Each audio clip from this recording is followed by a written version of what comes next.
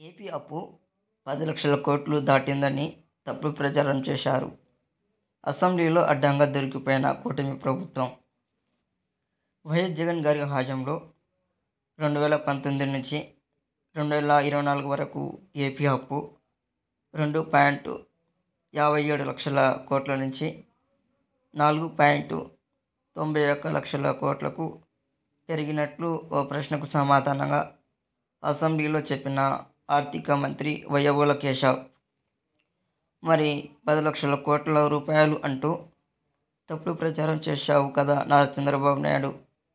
ఇప్పుడు చెంపలేసుకొని ప్రజలకు బహిరంగ క్షమాపణలు చెప్తావా అంటూ వైసీపీ పార్టీ నేతలు, కార్యకర్తలు డిమాండ్ చేస్తున్నారు. ఏపీ అప్పు 10,00,000 కోట్లు దాటిందని తప్పుడు ప్రచారం చేశారు. అసెంబ్లీలో అడ్డంగా దొరికిపోయిన కూటమి ప్రభుత్వం.